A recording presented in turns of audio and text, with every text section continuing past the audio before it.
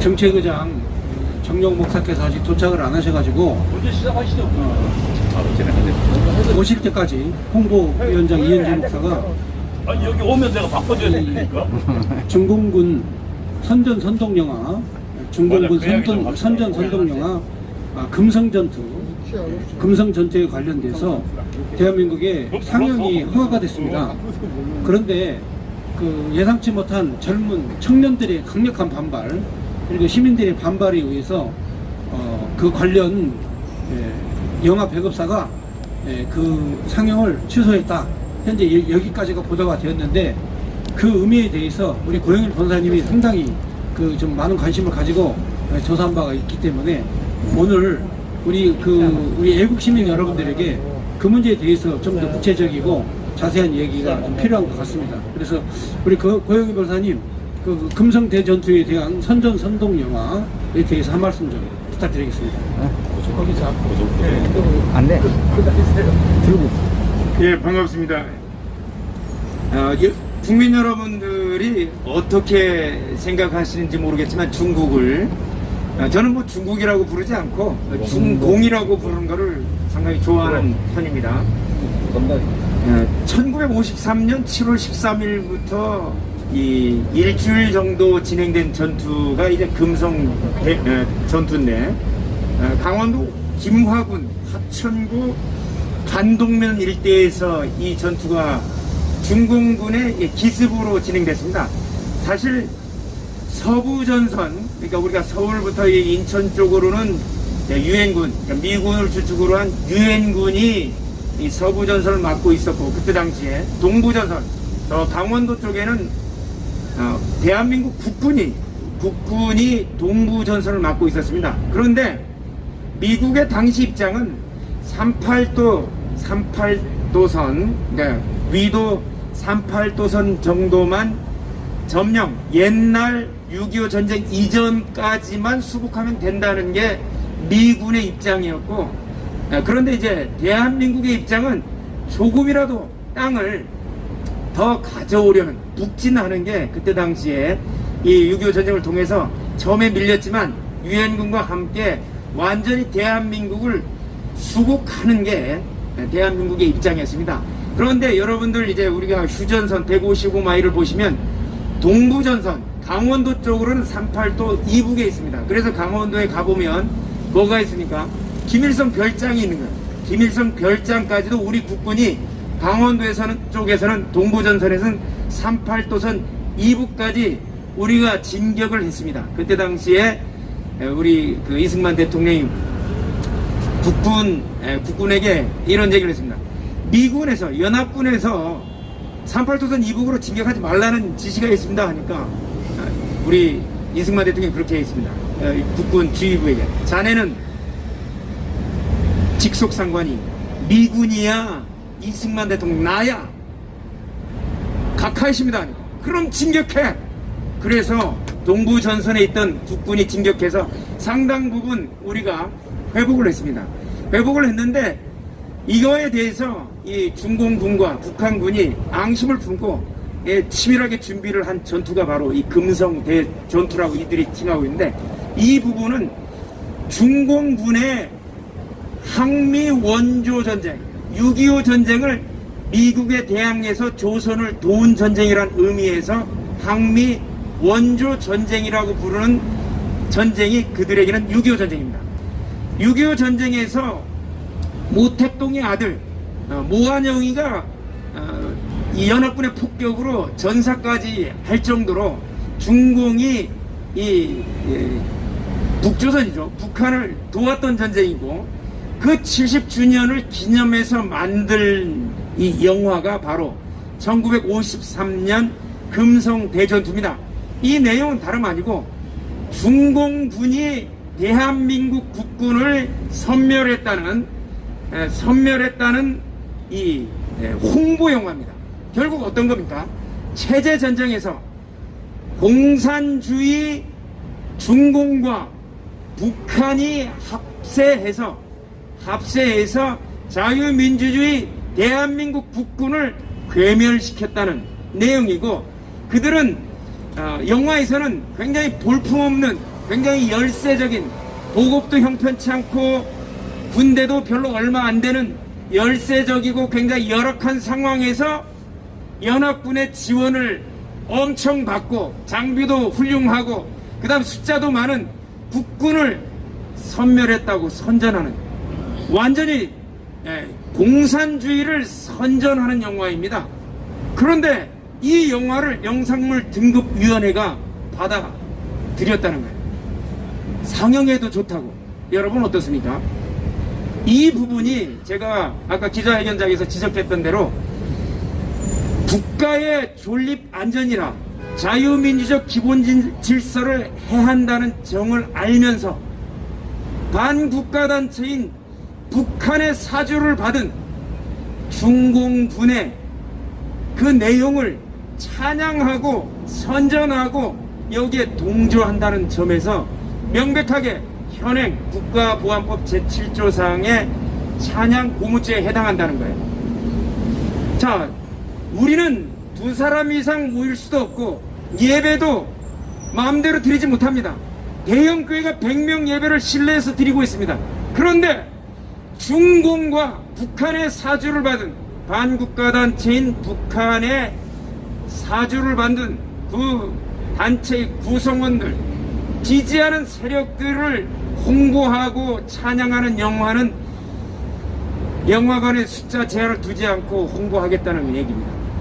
그래서 이 부분이 바로 이런 국가보안법을 위반하는, 실정법을 위반하는 행위를 버젓이 문재인 정권이 행하고 있다는 얘기입니다. 그래서 저희들은 이 부분을 월요일날 고발장 거의 작성이 됐는데 월요일날 그냥 바로 대검에 접수를 시켜서 여기에 대해서 또 지지해준 국민의힘 양준우 대변인까지, 그리고 영화 수입업자 영상물 등급위원회 중에서 여기에 상영 허가를 했던 전원을 저희들이 고발해서 다시는 대한민국의 자유민주주의를 해치는 이런 일들이 벌어지지 않도록 할 겁니다. 이거는 영화에 있어서 통진당 해산시키는 사건하고 똑같습니다. 반드시 해산시켜야죠. 통진당을 해산시킨 것처럼 대한민국의 자유민주주의 체제의 근간을 흔드는 중공의 선전물, 이런 부분들을 대한민국에 들어온 일이 없게끔 막는 것이 통진당 해산시키는 활동과 동일한 것입니다. 네, 그 국민의힘 대변인 양준호인가요? 네, 양준호 국회의원인가요? 아닙니다. 아니에요? 청년 대변인.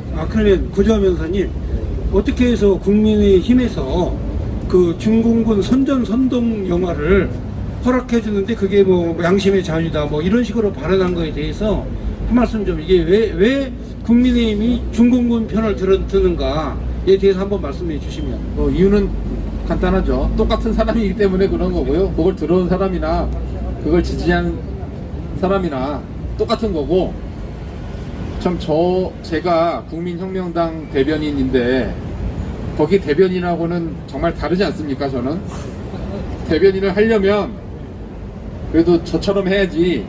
그렇게 대변인 하면 되겠습니까? 공부를 전혀 하지 않은 대변인과 얼굴과 학식을 겸비한 우리 대변인하고 너무 차이 나는 것 같습니다. 우리 당이 그 거대 정당들보다 그래도 대변인은 훨씬 잘 뽑았죠. 천배만배 훌륭하십니다. 자, 그런데 문제는요, 제가 볼 때 그 문제의 핵심은 뭐냐면 국민의힘이 중국을 지지하는 국회의원들이 많다는 거예요. 보이지 않게 의외로. 그렇죠. 그러니까 대변인이 그런 말을 당당하게 할 수 있는 당당하게 것이고, 네. 그 대변인이 분명히 표현의 자유 얘기를 했거든요. 네네. 자, 여러분 하나 제가 예를 들어볼게요. 표현의 자유 그렇게 중요하다고요? 만약에 그 영화가 그런 내용이 아니라, 예를 들어 일본이 우리나라 식민 지배를 찬양하고 미화하거나, 네. 더 심각하게 그보다 제가 말을 못하겠습니다. 또 고발당할까봐. 네. 어떤 특정 그런 식민지를 미화하는 영화를 만들었다면 그거 우리나라에 상영할 수 있었을까요? 생각해 보세요. 당연히 안 되겠죠? 안 되죠. 당연히 안 돼요. 예, 이거 예. 생각하고 말고. 그래서 저들이 말하는 표현의 자유라는 게 말도 안 되는 얘기라는 거예요. 저들의 주장하는 표현의 자유는 중국과 북한을 미화시키는 표현의 자유만 허용되는 겁니다. 자신들을 비판하거나 공격하는 표현의 자유는 금지되는, 굉장히 편향되고 왜곡되고 삐뚤어진 표현의 자유인 것이죠. 네, 지금 시간이 이제 11시가 되어서 국민혁명당 정책위장 정영호 의장께서 주재하는 그런 국민 정책 토론회를 이제 시작하도록 하겠습니다. 네, 여러분 반갑습니다. 정책위 의장 정영호입니다. 오늘 이 광화문의 날씨가 정말 아주 좋습니다. 화창하고, 그리고 바람도 적당히 불면서 여러분들 이 광화문에 산책하기에 너무너무 좋습니다. 오늘 점심 식사 때 많이 나오시고, 또 저희와 함께 또 많은 걷기도 하시고, 특히 또 내일도 여러분 이곳에 많이 오셔서 광화문을 걸으면서, 청계천을 걸으면서, 종로를 걸으면서 여러분이 꿈꾸는 대한민국의 새로운 미래를 여러분 머릿속에 그리면서, 노래도 부르면서 걸으시기 바랍니다. 자, 지금 저희 국민혁명당이 매주 토요일날 11시부터 이어지는 정책 홍보 방송입니다. 오늘은 이제 여러 가지 주제들이 있습니다만, 우선 먼저 우리 고영일 부대표님과 그리고 우리 이은재 홍보위원장님, 그리고 우리 훈남 구주아 대변인님, 그리고 이동호 사무총장님 등에서 여러 가지 주제를 가지고 대화의 시간을 나눴습니다만, 자, 이번에는 우리 대선 주자들의 이 포퓰리즘의 경쟁이 아주 참 치열합니다.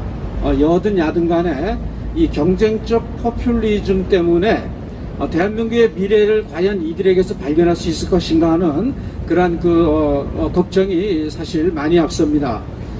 이 6개월 앞으로 다가온 이 대통령 선거에서 이 여야의 후보들에게는 참 미래를 찾아보기 어렵습니다. 미래를 얘기하는 후보들이 아무도 없습니다. 여러분, 지금 미국과 중국, 지금 우리 중국의 영화를 가지고 이야기도 했습니다만, 미국과 중국의 패권 전쟁이 지금 얼마나 글로벌 차원에서 치열하게 지금 본격화되고 있습니까?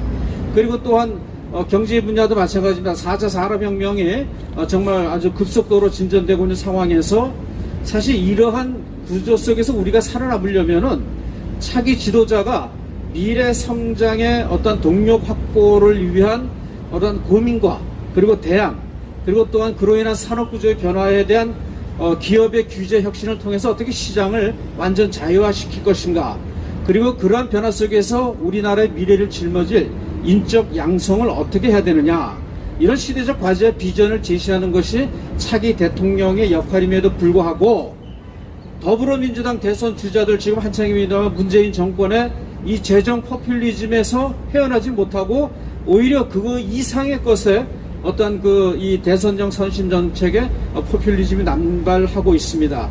자, 우선 제가 먼저 우리 이은재 홍보위원장님께 좀 또 말씀을 좀 부탁드리겠습니다. 네. 지금 경기지사가 이재명 예비후보가 전 국민에게 연간 100만 원씩 지급하는 기본소득을 강조하고, 그 외에도 기본주택, 기본 대출, 이런 장밋빛 기본 공약 시리즈를 남발하지 않았습니까?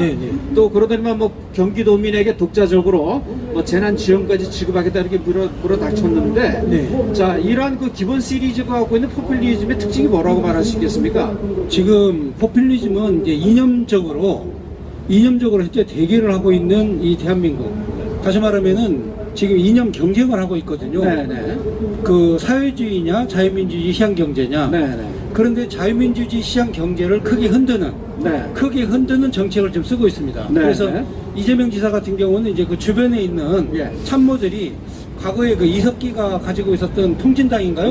그렇죠. 통진당에 있었던 그런 사람들이 대거 이재명과 함께하고 있기 때문에 거의 통진당이 주장하고 있는, 다시 말하면 국조선인민공화국의 그런 공산주의 정책, 이 공산주의 정책과 거의 같은 그런 수준의 현재 복지 정책을 사용하고 있습니다.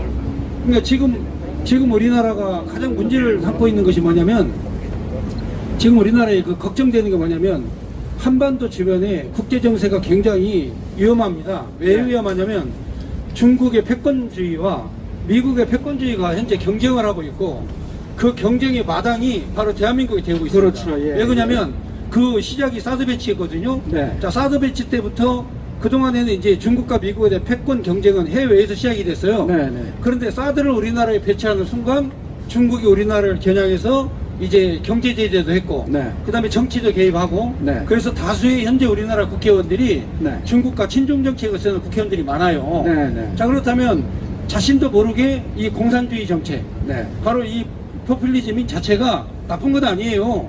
국민을 생각한다, 국민에게 뭐 도와준다, 협력한다, 뭐 준다, 이건데 이거를 정책적으로 이용하는 거죠. 자신의 네. 정치적 목적으로 이용하고, 그래서 그게 문제가 된다는 거죠. 그러니까 이재명이 지금 사용하고 있는 그런 포퓰리즘은 네. 이거는 어떤 이념적인 거지, 네. 자유민주주의 시장경제 체제하에서 이루어지는 예. 그런 경쟁 상태에서 이루어지는 것이 아니라 예. 이거는 이념적이다. 네. 시장경제를 얘기하는 것이 아니고 다분히 사회주의와 공산주의 정책을 한국에 도입하고자 하는 것이다. 이렇게 예. 보는 거죠. 네, 예. 결국 그게 이제 자유주의 시장 경제 체제를 의 근간을 허무는 그렇죠. 그런 네, 재정 네. 포퓰리즘의 그 어떤 극대화 네. 이런 걸 통해서 네. 그 이 경제 체제를 풀어나오자 하는데 굉장히 위험한 발상이 아닌가 싶습니다. 그렇죠. 네, 네. 자, 우리 구주아 대변인님, 자 이재명 경기지사의 이런 기본 시리즈 포퓰리즘에 대해서 어떻게 생각하세요? 지금 포퓰리즘은 세계적으로 포퓰리즘을 한 나라는 제가 알기로 전부 다 망한 걸로 알고 있습니다. 네. 전부 다 거지 나라가 됐고요. 그렇죠. 남미를 보면 알 수가 있겠죠. 네, 포퓰리즘은 뭐 특정 정치인 한 명의 문제만이 아니라 네. 전반적으로 이제 이게 유행하는 그런 문제라고 보여지는데 네. 성경에도 분명히 써 있습니다. 일하기 싫은 자 먹지도 말게 하라. 아멘. 분명히 써 있고 포퓰리즘은 이거는 복지가 아닙니다. 그렇죠. 복지는 네. 어렵고 약한 자들에게 도와주는 게 복지인데 네. 지금 특정 정치인들이 말하는 포퓰리즘은 최태원 회장과 이재용 부회장도 25만 원, 100만 원씩 받는다는 거예요. 네. 이걸 누가 이해하겠습니까? 전혀 이해할 수 없고요. 그래서 이런 포퓰리즘은 복지가 아닌 포퓰리즘은 반성경적입니다. 네. 자, 전국에 있는 크리스찬 여러분들 분명히 들으십시오. 성경에 분명히 써 있지 않습니까? 일하기 싫은 자 먹지도 말게 하라. 네. 근데 이 포퓰리즘은 일하기 싫은 자도 먹습니다. 물론 일할 수 없는 분들은 별개의 문제입니다. 네. 신체나 그런 불편함으로 인해서 일할 수 없는 분들은 당연히 복지로 도와줘야 되는 거기 때문에 이거와는 분명히 제가 결을 달리해서 말씀드리는 거고, 예. 명확하게 이거는 반성경적이기 때문에 적어도 성경을 믿고 크리스찬이시라면은 네. 이런 포퓰리즘에 동조하는 것은 반성경적 주장에 동조하는 것이다. 이건 성경을 버리는 것이다. 네. 명확하게 제가 이렇게 말씀을 드리겠습니다. 예. 자, 우리 그 이동호 사무총장님, 조금 전에 우리 그 이은재 홍보위원장님께서 이재명과 이석기 통진당의 관계에 관해 잠깐 언급을 했는데, 사실상 지금 그 이재명이가 지금 뒤에 숨어 있는 이 세력들은 엄청난 반민주 그리고 저기 뭡니까 반자유주의 세력이고 반민주 세력이고 그리고 이 이석기의 세력들이 지금 중심이 되어 있지 않습니까? 그 관계에 대해서 우리 이동호 총장께서 좀 구체적으로 좀 설명을 좀 해주시면 고맙겠습니다. 예, 우선 지금 이번에 그 경기도에 문제가 됐던 사람들이 과거에 학생운동 시절에 민간인을 그 폭행해서 그 죽음에 이르게 한 사람들입니다. 그리고 이들은 한총련 소속입니다. 한국대학 총학생회 연합으로 전대협의 후신입니다. 네. 이제 전대협이 7기까지 있었고요. 그 후에 한국대학 총학생 연합을 만들었는데 전대협과 한총련은 뭐 내용은 같습니다만 훨씬 더 주체 사상에 충실하고 네. 김일성의 혁명 전사가 되고자 했던 완전히 김일성의 앞잡이들이 한총련입니다. 네. 그러니까 그 친구들이 지금 현재 이재명의 뒤에 경기도의 산하기관 단체장 등 요직을 장악하고 있는 겁니다. 네네. 그러니까 지금 이재명이 갖고 있는 예를 들면 이재명이 원래 그 성남에 성남시장 있잖아요. 그렇죠. 예. 성남이 그 과거 주사파나 현재도요 좌파들의 거의 성지 같은 곳입니다. 네네. 거기에 주사파들 주류가 대거 들어갔고, 네. 그 다음에 이석기가 있었던 경기 동부연합, 네네. 그리고 이석기가 대학 다녔던 용인 그 외국어 대학, 외국어대. 네. 이게 지금 거기에 성남 용인 지역입니다. 아주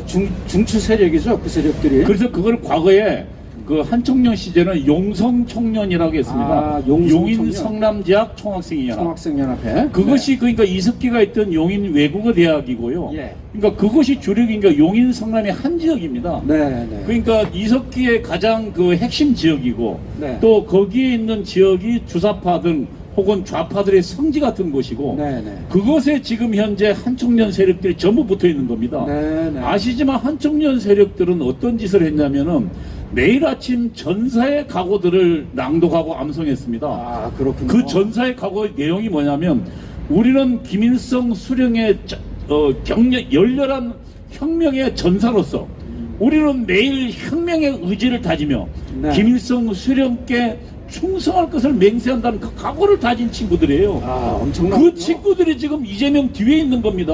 아, 그러면 이재명의 그 본질이 무엇인가는 이거 하나로도 증명이 되는 게 아니겠습니까? 그러니까 지금 이재명은 본인은 예측이 불가능한 파퓰리스트입니다. 네네. 다시 말하면 그는 집권에 필요하고 그는 자신의 정치를 이용하다면 대한민국의 예산이든 법률이든 모조리 파괴할 것입니다. 그렇죠. 사실은 문재인은 그래도 눈치를 보고 있다면 이재명은 지난번 쌍욕하는 거 보셨잖아요. 네네. 이는 뭐 정말 아무 눈치도 보지 않고 대한민국을 파멸에 이르도록 하는 사람인데 정말로 그 뒤에 또 배후에는 네. 그러니까 이재명 자체도 굉장히 위험하고 파퓰리스트지만 이재명의 배후에 있는 친구들은 훨씬 더 대한민국을 적대시하는 세력이라는 거예요. 네네. 자, 이런 그 이재명의 이 실체가 드러나 있는 상황에서 이재명 경기도지사가 지금 더불어민주당의 대선 후 경선에 지금 1위를 각 지역마다 과반 이상의 득표를 하면서 더불어민주당의 대선 후보가 될 가능성이 높은데,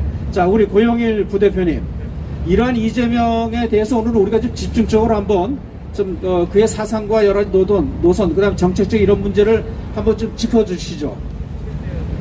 그 부분은 사실 우리 이동우 총장님께서 짚어주신 대로 보시면 될 것 같고요. 사실 성남에 있는 모든 이 주사파 단체들이 사실 그 시민단체, 그러니까 성남시가 제공하는 어떤 일종의 이 관변단체, 이 모든 부분을 장악했습니다. 네.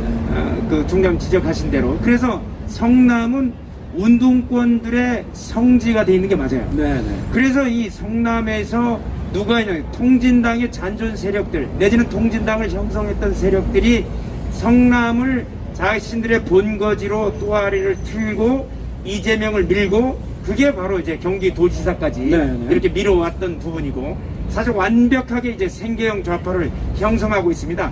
그런데 이제 이재명 어떤 부분들은 이분을 최근에 다른 것 때문에 점지사라고 부르는 분들도 계세요.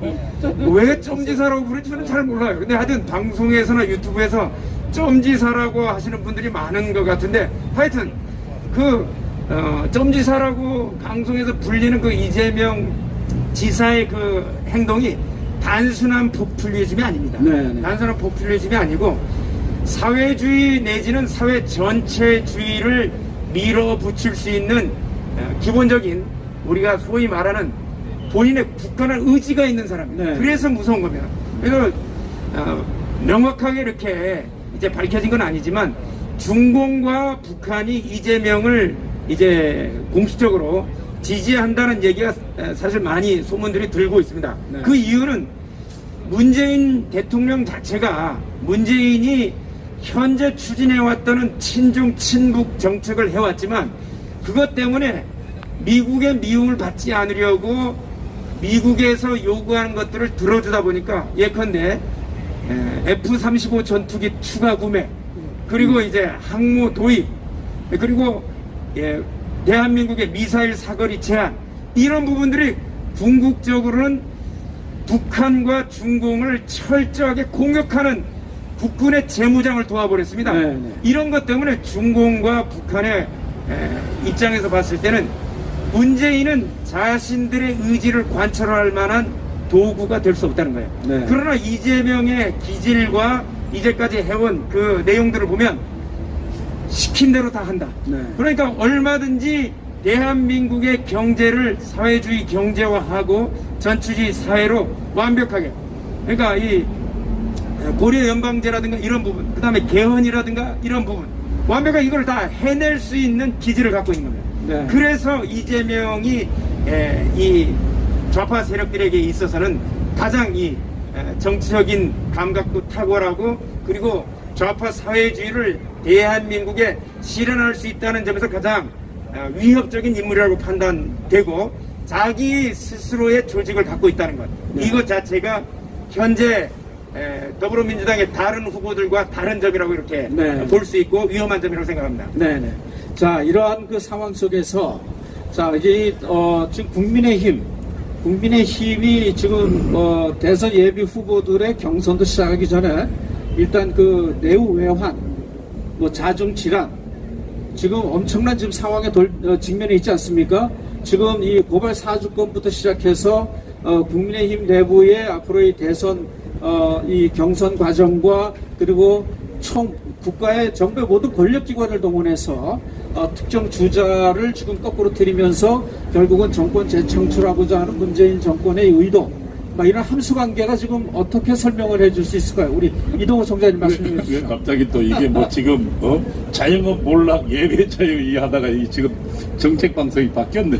정책방송 이걸 통해서 우리 국민혁명당이 어떠한 노선을 추구하고 있는가를 한번 좀 우리가 짚어주는 것도 좋을 것 같아서 예. 이야기가 나온 김에 이 문제까지 한번 건드리고 가면 좋을 것 같습니다. 예, 한번 지금 좀 말씀을 드리면, 우선 우리 고영열 대표도 이야기했지만, 이 지금 이재명 뒤에는 지금 문재인보다 훨씬 더 대한민국의 파괴적인 세력들이 뒤에 있다. 그리고 지금 그들이요, 성남 지역에 그 정부 기관들을 전부 장악했어요. 그리고 거기에 전부 월급쟁이, 그러니까 대한민국 파괴 세력들이 거기 전부 국민의 세금으로 생활하고 있는 겁니다. 네. 그리고 이제 또 이재명과 그 한총련의 합작이면, 내가 볼 때는 지금 문재인 전대협보다 훨씬 더 대한민국에 아주 직접적 파괴 행동을 나설 것이다. 네. 이렇게 예측이 되는데, 예. 그럼 지금 현재 그 대선 판도가 어떻게 되느냐? 현재 모든 증거가 지금 이대로 가면 저들이 정권을 잡는답니다. 네, 그렇죠. 왜냐하면 지금 저희 국민의힘은 문재인 정부가 싸우지 않고 있습니다. 네. 문재인 정권의, 그리고 그 이재명의 지금 반 대한민국, 그리고 대한민국 파괴를 철저히 폭로하면서 나와야 국민들이 그 정체를 알고 경각심을 가질 거 아닙니까? 그렇죠. 근데 지금 자기들끼리 자중질환한다고 싸우지도 않아요. 네. 그리고 또 하나, 이 방역 독재 계속해도 한마디 말도 없습니다. 네. 그리고 국민의 기본권이 제한당해도, 네. 집회 결사의 자유가 방해당해도, 그 다음에 예배의 자유가 방해받아도 한마디 말이 없어요. 네. 그러니까 지금 이 문재인 정권의 대한민국 파괴에 전혀 저항하지 않으니까 국민들은 지금 모르고 있는 거예요. 그렇죠. 이 상태로 그러면 선거가 치러진다면, 제가 볼 때는 지금 문재인 정권은 아무런 도전도 받지 않은 상태에서 네. 정권을 다시 만들 수 있다. 예. 지금요, 제가 지금 판단컨대는 이 후보 연합이 되더라도 현재 어려워요. 네. 결국은 지금 저희 국민혁명당이 왜 그러면 천만 조직을 위하고 지금 이 정책 홍보 방송을 하고 이 거리 투쟁을 하느냐? 국민들에게 이 문재인 정권의 대한민국 파괴를 알리기 위해서입니다. 그렇죠. 그 길이 내가 볼 때는 네. 이번 대선에서 저들의 대한민국 파괴와 정권 재창출을 막는 길이다. 이기 네. 때문에 그 길을 가고 있는 겁니다. 모든 지금 여건과 정황은 네. 지금 저들의 정권 연장이 가능한 수준으로 가 있다. 예. 그 위기감을 우리는 가져야 할 것입니다. 맞습니다. 자, 우리 홍보위원장님. 예. 지금 이제 국민의힘이 제일 야당으로서의 역할을 전혀 하지 못하는, 네. 그러면서 내홍에 지금 빠져서 네. 우리 국민들이 어떻게 이번 대선을 치러야 되는 방향성조차 제시하지 못한 이 안타까운 현실 앞에서 네. 지금 유일한 이 신생 정당이지만 유일한 또 거리의 투쟁을 통해서 야당성을 부각시키고 있는 우리 국민혁명당, 이 과정 속에서 우리 당의 역할과 또 홍보, 그리고 우리에 대한 어떠한 세력으로서의 우리의 그 위상, 여러 가지 역할들에 대해서 좀 간단하게 설명 좀 해주시죠. 네, 야당 하면 지금 현재 보수당 아닙니까? 네네. 근데 보수당의 어떤 그 칼라가 이게 보수당인지 진보당인지 구분이 안 되는 예. 현재 이런 상황으로 좀 와 있지 않습니까? 네네. 거기에다가 이제 우리 보수당의 그 후보, 네. 대통령 후보 1위가 네. 지금 사실상 굉장히 그 어려운 처지에 지금 현재 있습니다. 네네. 그건 뭐냐면은 그 무슨 뭐 청부 무슨 고발이라든지 네. 자, 이런 내용이 나오는데 이 뭐든지 그렇습니다. 어떤 문건이든지 이 작성자가 분명해야 됩니다. 법률적으로. 네네. 작성자가 나오고 네. 그다음에 이 작성자가 어떤 의도로 이거를 언론에 공개했는가 이제 이런 내용이 나와야 되는데 그렇죠. 현재까지는 작성자가 불분명한 가운데 있는 이 문건이거든요. 네. 그러니까 지금 현재 그 야권의 1위 후보가 사실상 정치적으로 어떤 굉장히 어려운 지경에 네. 상황이 처해 있는 거예요. 네. 그러니까 이런 내용들이 정치 공작이냐 아니면 이게 사실이냐 이런 것들을 명백하게 빨리 밝혀야 네. 지금 현재 우리 야권 후보가 흔들리지 않습니다. 네. 그러니까 이게 지금 현재 정치 공작일 가능성이 굉장히 높을 수도 있고 네. 아니면 이 내용이 사실로 밝혀지면 위기로 네. 현재 이 대권 주자 1위가 위기로 갈 수도 있거든요. 네, 네. 자, 이런 일이 왜 생기느냐? 바로 이것은 항상 현재 그 진보 세력들이 네. 정치 공작을 통해서 집권을 했기 때문에 네. 이번에도 그런 정치 공작일 가능성이 상당히 있다. 그렇죠. 이렇게 예. 보는 거죠. 네, 네. 예. 그리고 이러한 상황에서 정치 공작에 이용을 안 나가려면 네. 다른 거 없어요. 국민혁명당이 예. 1000만 당원으로 가입 완수를 해서 네. 네. 견고한 국민 지지층을 형성을 하면 예. 저들이 어떤 선거 공작을 하든 네. 어떤 정치 공작을 하든 다 이길 수가 있어요. 그렇죠. 예. 그러니까 가장 중요한 거는 바로 1000만 당원 가입을 기치로 내세운 당 대표의 그 해안이 뭔가의 목적이 있고 네. 어떤 의미가 있다 이거죠. 예. 그러니까 우리는 지금 현재 1000만 당원 가입을 위한 총력 홍보 작전에 지금 돌아가는 거 그렇습니다. 아니겠습니까? 예, 그렇죠. 그러니까 예. 1000만 당원 가입 아니면 어떤 경우든지 간에 이길 수가 없다. 네. 이런 결론에 도달한 거죠. 예, 그런 예. 의미에서 시청자 여러분, 우리 1000만 당원 가입에 더욱 그 성원을 보내주셔서 반드시 이 정권을 심판하고 대한민국을 바로 세울 수 있는 놀라운 역사가 3월 9일에 이루어지도록 도와주기 바랍니다. 자, 고영일 부대표님, 우리 지난 주간에 우리 국민혁명당에서 대통령 후보 공모하는 이제 광고가 정치로 나가지 않았습니까? 네. 지금 우리 부대표님 입장에서 앞으로 이에 관해서 우리 국민혁명당이 앞으로 어떠한 절차를 거쳐서 정말 그 야권을 대표할 수 있는 대선 후보를 낼 수 있는가, 거기에 대해서 좀 우리 시청자들에게 좀 설명을 좀 해주시면 고맙겠습니다. 예. 국민혁명당은 다른 정당과 달리 대한민국의 헌법과 이 법 질서를 지키는 정당입니다. 네.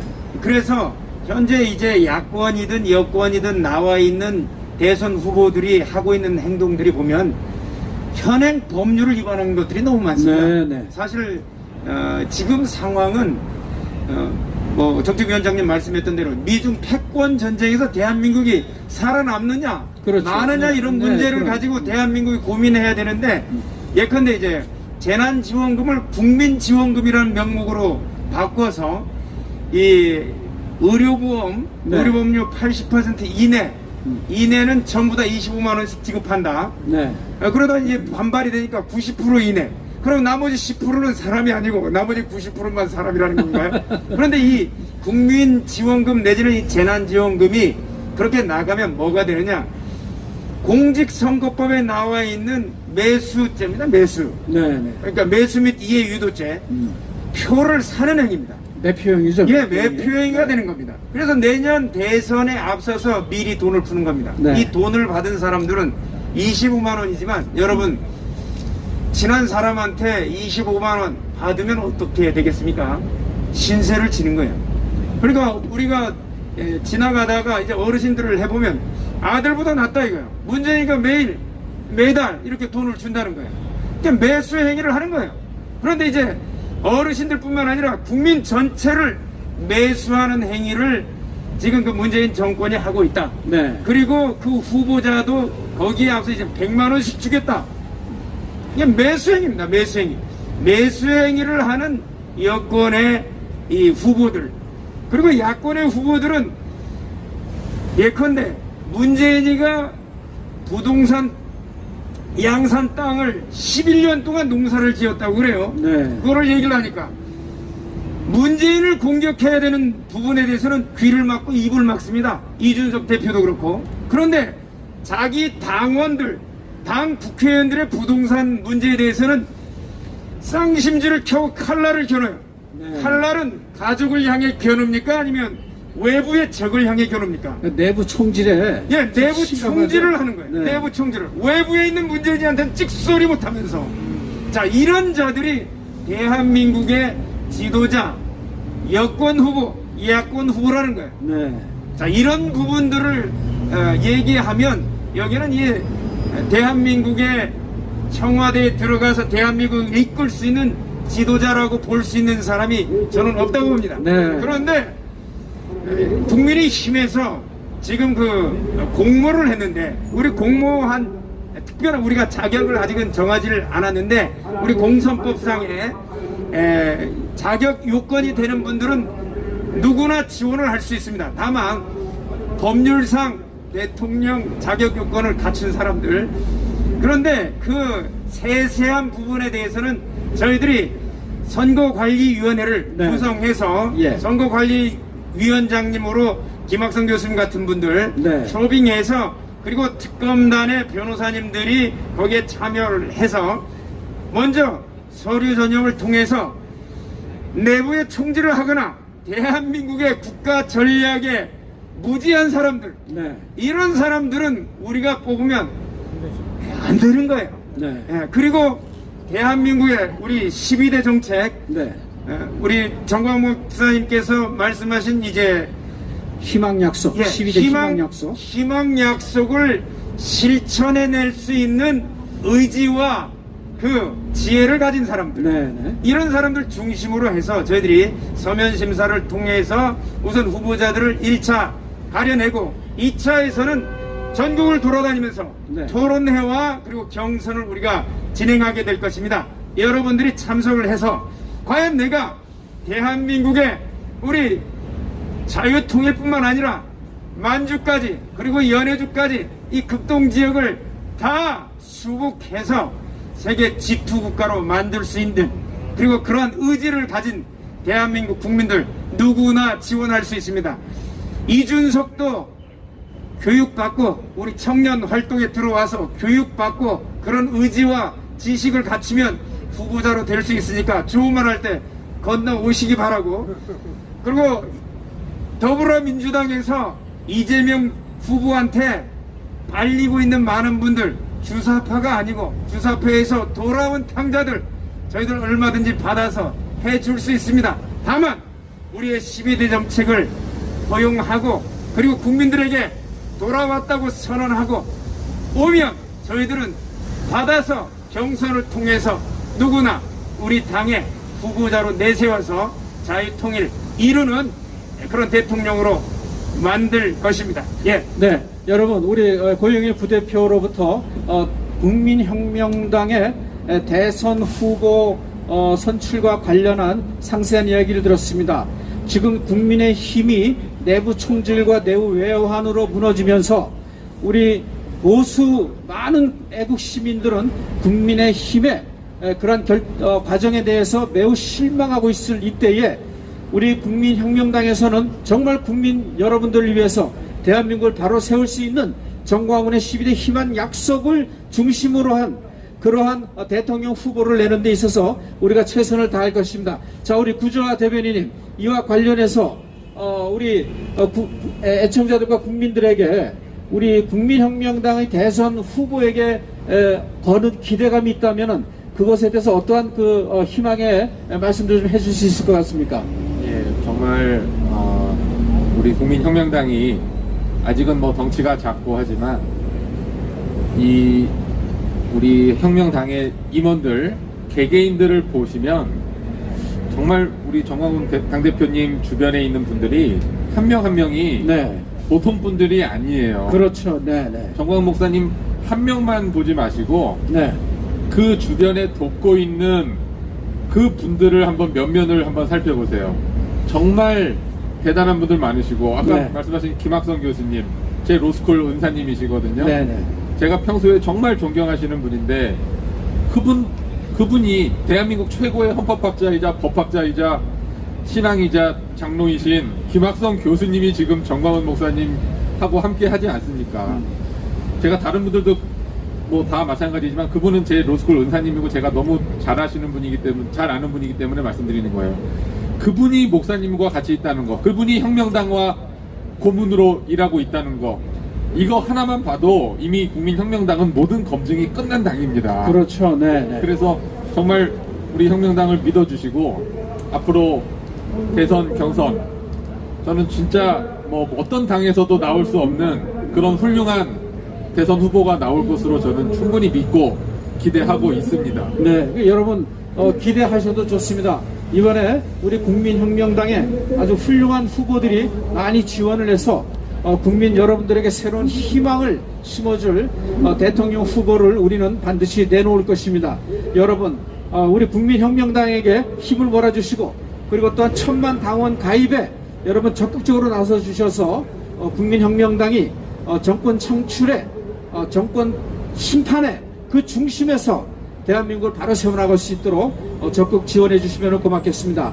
자, 이제 우리 다시 한번 이제 포퓰리즘에 관한 이야기로 다시 돌아와서 지금 그렇지 않습니까? 이 문재인 정권이 지난 4년 동안에 말이죠. 우리 홍보위원장님, 나라빚만 무려 한 300조 원이나 늘어났다 그래요. 내년 예산이 약 640조 정도 규모라면은 새해 예산의 반 정도가 지금 이 문재인 정권 4년 동안에 늘어난 부채라고 할 수가, 국가 채무 이제 1천조 원 시대를 넘어섰습니다. 네. 자, 그리고 현재 여러 포퓰리즘 공약으로 이렇게 내세우게 되면은 앞으로 약 한 114조, 120조라는 엄청난 돈이 또 더 들어가야 된다고 하는데, 네. 자, 이 사람들이 국민 세금이 나라 돈 아닙니까? 네. 나라 돈을 가지고 이 지금 더불어민주당의 대선 주자 후보들이 지금 경쟁적으로 나라 돈 가지고 지금 누가 돈 더 잘 쓰냐는 경쟁 대회를 치르듯이 말이죠. 네, 맞습니다. 그러한 일들을 지금 전개하고 있는데 이 얼마나 부도덕하고 후한무치한 일입니까? 네. 자, 어떻게 생각하십니까? 지금 베네수엘라가 국가 부도가 이유가 과거에 그 석유가 100달러였을 때 그때는 수입이 좋았어요. 네네. 수입이 좋았는데 이 석유가 100달러가 무너져 버리고 25달러, 20달러까지 추락을 해버렸습니다. 네네. 그냥 갑자기 수입이 줄어든 거죠. 네. 약 5분의 1이 밖에 안 되는, 그러니까 4%, 5분의 4가 수입이 줄어드는 거죠. 네. 그러니까 국민들에게 다 나눠주고 복지 정책을 썼는데, 계획을 세웠는데, 수입이 안 되니까 국가가 부도가 난 거예요. 우리나라도 마찬가지입니다. 지금 현재 복지는 좋아요. 복지는 좋은데 수입이 되고 경제가 활성화되고 대기업들이 많아지고 그리고 거기에 고소득의 노동자들이 생기고 그리고 수익이 좋아지면 이 나라는 자동적으로 복지가 시행이 되는 거예요. 그런데 기업을 만들 생각은 하지 않고 경제를 활성화시킬 생각은 하지 않고 또 더더군다나 잘 돌아가는 자영업자들도 몰락의 길을 걷게 규제하고 통제하는 이 법을 좀 썼지 않습니까? 그렇다면은 저들이 지금 어떤 목적을 가지고 국가의 채무를 그렇게 1000조나 만들어버리고 집권 기간 동안 300조나 늘리고 예산을 막 670조를 만들어버리고 이거는 국가를 지금 현재 베네수엘라 같은 그런 망하는 국가로 가자고 하는 현재 결심으로 하는 거죠. 그러니까 저는 이제 이걸 공산당 논리로 좀 볼 수밖에 없어요. 레닌의 그 공산당 그런 그 지침서에 보면은 자유민주주의 시장경제를 파괴하는 방법은 바로 중소기업자를 몰락시키는, 다시 말하면 이 자유민주주의 시장경제가 돌아가지 못하도록 하는 가장 첫 번째가 바로 이 중소기업 또는 자영업자들이거든요. 그들의 삶을 붕괴시키는 것이 그리고 그들이 완전히 붕괴됐을 때 배급제에 사람들이 의존하도록 만들어가는 게 공산주의 전략이거든요. 그러니까 제가 볼 때는 이거 딱 그 전략 쓰는 거 아닙니까? 제가 뭐 우리 어떻습니까, 사무총장님? 원래 그 정치 사상적으로 이제 포퓰리즘이라 하면 대중주의를 말합니다. 그러니까 정치적 엘리트주의를 비판하는 다른 용어로 이야기하거든요.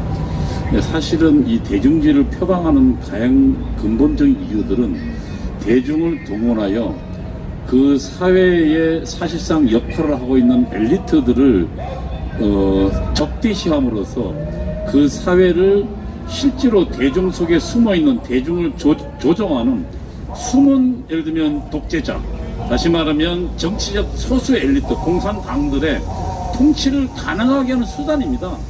그러니까 인민들을 동원해서 엘리트들을 가공해 지금 대한민국에는 사실은 수많은 그 전문가들이 있지 않습니까? 네, 네. 이 전문가들을 전부 무시하고 전문가들 전부 적으로 돌리고 그래서 사실상 전문가들의 공고를 전부 무시하는 거고 그러면서 대중을 또 전부 파괴하는 거예요. 네. 사실은 지금 우리 사회가 이러한 자유민주주의 법치주의를 확립한 것은 그런 전문가들의 도움과 그리고 우리 국민들의 그 서로의 연합과 신뢰 속에서 서 있는 거거든요. 네. 그런데 지금 전문가들을 적으로 돌리면서 사실상 그 안에 대중주의 안에는 누가 숨어 있냐면 그 대중을 그 교모하게 선동하는 공산주의가 숨어 있는 거예요. 네. 그래서 가장 위험한 민주주의의 적입니다. 네. 대중주의가. 그리고 네. 이제 그들이 인민을 동원하기 위해서 어떤 짓을 하냐면은 돈을 동원하는 겁니다. 네.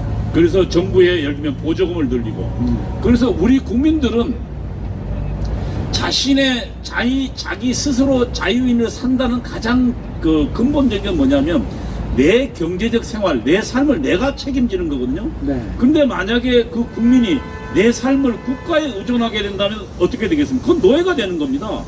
국가에 의존하게 되는 거죠. 그러니까 사실은 포퓰리즘은 결국 근본적으로 나중에는 국가에 의존하게 만들죠. 국가에 의존하는 가장 그 극단적인 형태가 뭡니까?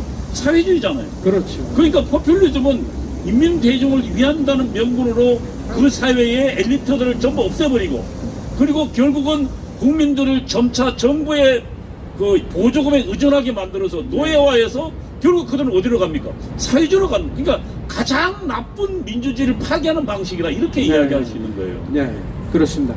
지금 이런 그 과도한 포퓰리즘은 궁극적으로 이제 사회주의로밖에 갈 수 없다라는 그런 이제 논리로 우리 이동호 총장께서 말씀해 주셨습니다만, 구자 대변인님, 과거에 이제 우리 그 지중해 국가인 그 그리스, 그 수년 전의 일이죠. 그리스의 그 좌파 정권에서 과도한 그런 이 무상복지 플랜과 그리고 포퓰리즘으로 결국은 국가 부도 사태가 일어나지 않았습니까?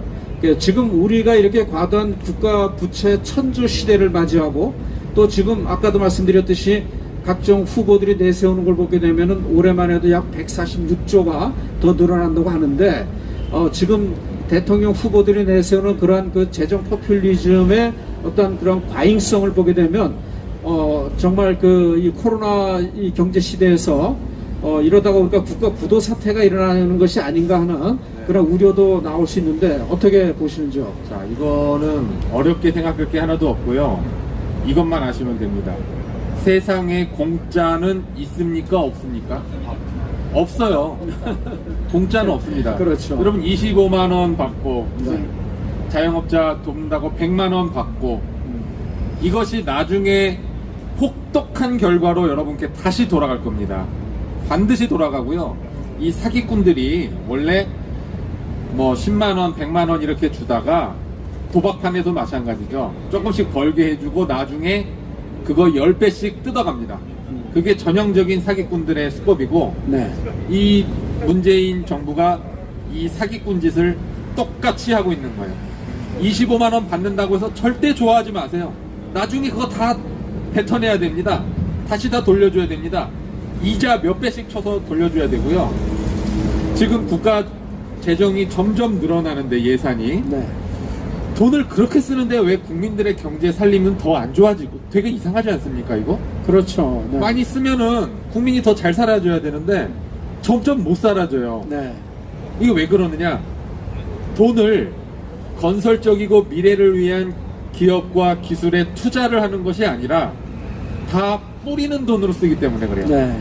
돈을 엉뚱한 데 쓰고 시민단체 퍼주고 자기들 퍼주고 어디 중국 퍼주고 이런 데에 쓰지 건설적이고 미래를 위한 기술과 기업에 투자하지 않기 때문에 돈을 이렇게 쓰는데도 국민의 살림살이는 점점 더 어려워지는 겁니다. 이거를 똑바로 우리가 알아야 됩니다. 예. 그 내년 예산과 관련해서 약 한 20조 이상의 돈이 이제 청년 계층들을 대상으로 한 월세를 무이자 대출해 준다는 말이죠. 네. 무연장으로. 네. 이게 결국 청년들에게 빚을 더 네. 안겨다 주는 결과를 초래하고 네. 집값 전세값 다 올려가지고 그걸 막겠다고 최근에 한은에서 금리를 올렸지만은 결국은 죽어나는 거는 소시민, 소상공인, 자영업자, 청년 세대들 아닙니까? 네. 네. 자, 이러한 그 선심성 20조라는 예산을 투입하지만 결국은 내년 대선에서 네. 이들에게 멀어져간 청년 민심을 얻기 위한 네. 매표 행위의 예산이라고 볼 수 있지 않겠습니까? 네네. 지금 그 우리 사무총장님께서 말씀드린 그 내용의 핵심이 뭐냐면 사회주의나 공산주의 집단에는 엘리트 집단이 필요가 없어요. 네. 지금 현재 북한도 김일성이가 딱 장악하면서 엘리트들을 다 죽여버렸거든요. 네. 다 속창했거든요. 네. 그리고 월남도 폐망하면서 지식인들이 다 죽었어요. 네. 중국도 문화혁명이 일어나면서 지식인들을 다 죽였습니다. 그러니까 지식인이 필요 없는 사회가 사회주의입니다. 네. 그럼 왜 그러느냐? 공산주의는 이론으로 공부하면 다 공산당이 돼요. 네. 다 잘 살게 해준다고 하니까. 그런데 몸으로 배우면 다 반공주의자가 돼. 네. 살아보면 고통이거든. 네. 살아보면 아픔이야. 그럼요. 그러니까 몸으로 배우는 공산주의는 다 반공주의자가 될 수밖에 없어요. 네. 자, 그렇다면 우리나라도 지금은 이론으로 사람들이 얘기를 하죠. 포퓰리즘이 다 이론이에요. 잘 살게 해주겠다. 그러나 이 정책이 과연 이게 실효성이 있느냐? 결과적으로 보면 북한 보면 알아요. 북한은 말이죠. 완전히 포퓰리즘과 사회주의가 완연한 나라 아닙니까? 네. 생지옥이죠. 네. 누구만 있느냐? 다 평등하게 살아. 낙원처럼 살아. 자신들의 말대로. 그러나 진짜 있는 사람, 존재하는 자는 권력자들만 있어. 그렇죠. 공산당 당원, 그리고 김일성 부자.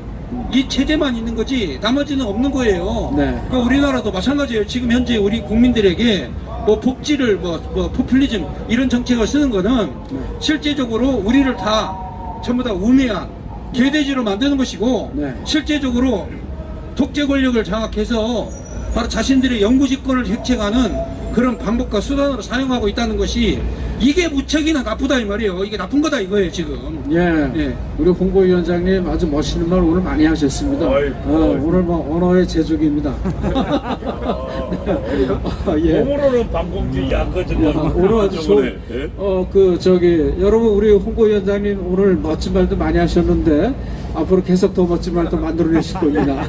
자, 이제 시간이 다 됐습니다. 오늘도 바쁘신 가운데, 저희 국민혁명당의, 토요일, 1인 걷기 캠페인에 참여해 주시고, 그리고 저희들의 기자회견 성명서 낭독부터 시작해서 지금 이 시간 정책 홍보 방송까지 약 2시간여 동안 저희들을 지켜봐 주신 시청자 여러분과 애국 시민 여러분, 그리고 이거 광화문을 지나가는 많은 시민들께 진심으로 감사를 드립니다.